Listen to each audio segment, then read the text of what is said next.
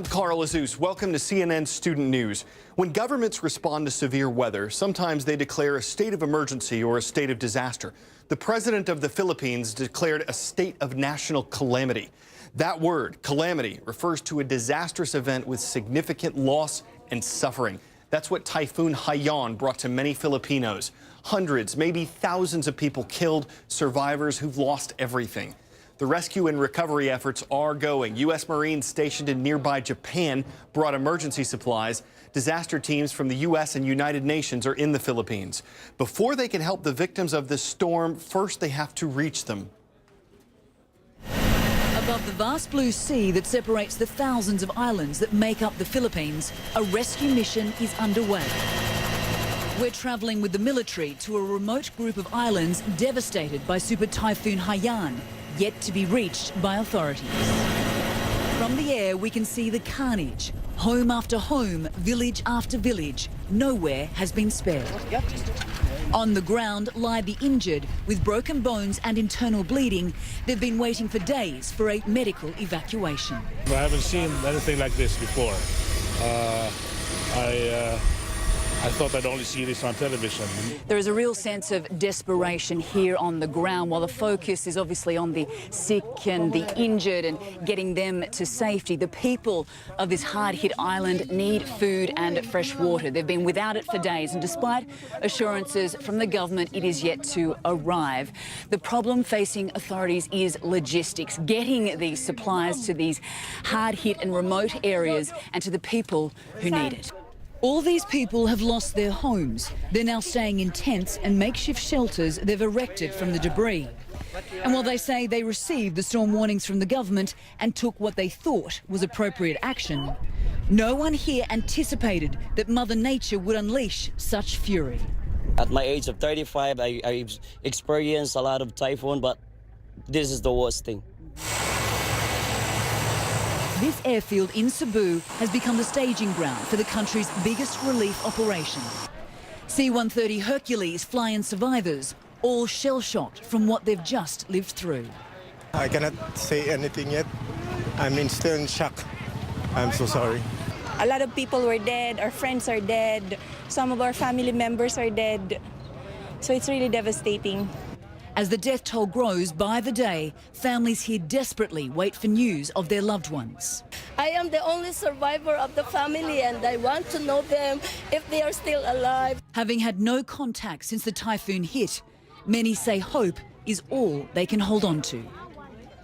Anna Corin, CNN Cebu, the Philippines. Dozens of aid and recovery groups are working to help the victims in the Philippines. If you'd like to be part of the efforts, teachers and students who are 13 and older, one way is to go to the resources box on our homepage and look for the Impact Your World link. The Washington Monument is getting its braces off. The scaffolding that was put up after the skyscraping structure was rattled and cracked by an earthquake in 2011 is coming down. The monument has been closed since the quake. But after inspections, assessments, repairs, and some really cool helmet cam video, assuming you're not acrophobic, terrified of heights, the 555-foot 5 1/8-inch obelisk will once again stand proud without a frame.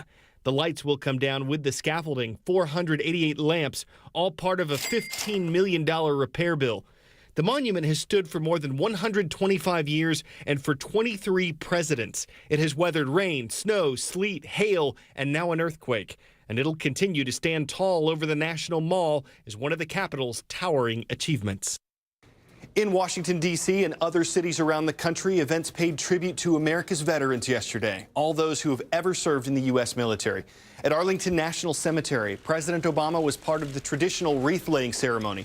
According to the U.S. Census Bureau, there are more than 21 million veterans in the United States.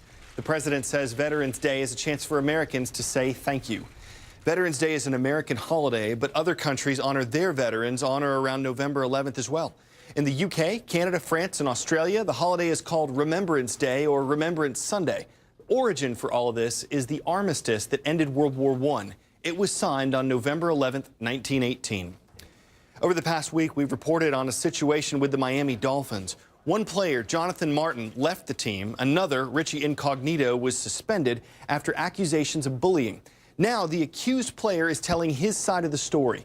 In an interview with Fox Sports, Incognito said the alleged bullying was misunderstood. He said, quote, "People don't know how John and I communicate." Incognito acknowledged that he used racist and vulgar language in voicemails and text messages, but he said there's a lot of colorful words thrown around in the locker room that we don't use in everyday life. Incognito added that it's not an issue of bullying. Quote, "This is an issue where I've taken stuff too far and I didn't know it was hurting him." Jonathan Martin's lawyer says the harassment that Martin faced went far beyond the traditional locker room hazing. The lawyer says Martin tried to befriend the teammates who were bullying him in an effort to try to stop the harassment.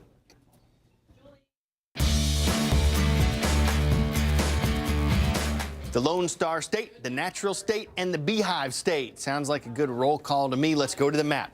Carroll High School in Southlake, Texas. The Dragons make today's roll call. In Conway, Arkansas, we've got some Wampus Cats from Conway Junior High.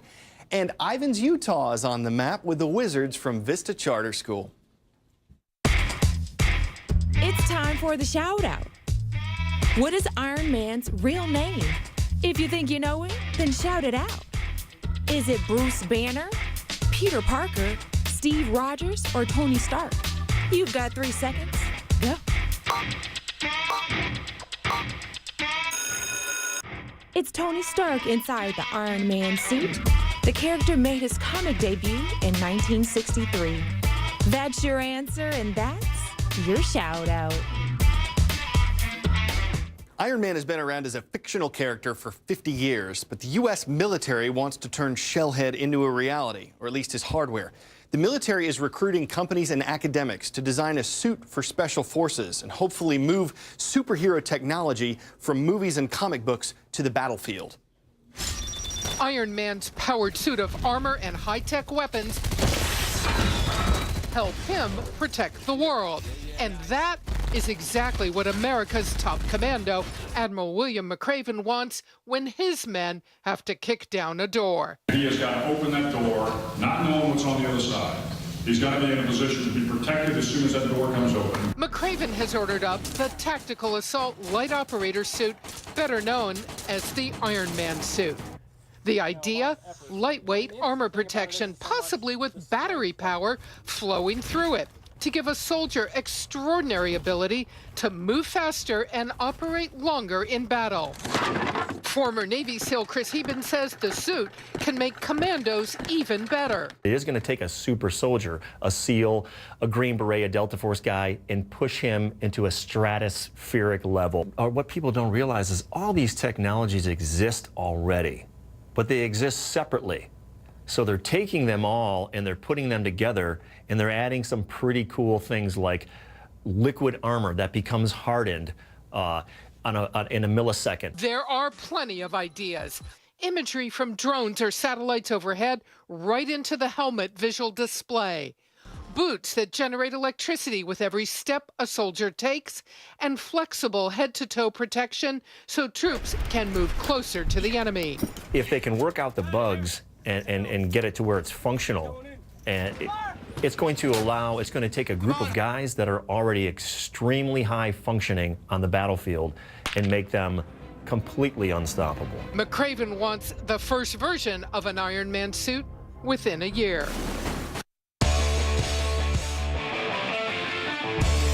All right, typical Wednesday for Carl. Work out, go to work, maybe see some friends. Typical Wednesday for Eves Rossi. Go to work, jump out of a helicopter, fly around Mount Fuji, you know, in your personal jetpack. Rossi, who flies airplanes when he's not flying this thing, designed and built the jetpack on his own. The Japanese mountain is the latest landmark added to the list of the Jetman's personal flybys. All of them have been impressive, but we'd have to say it's the Mountain Fuji win. It's time for us to fly. We'll jet back tomorrow for more CNN Student News. Have a great day.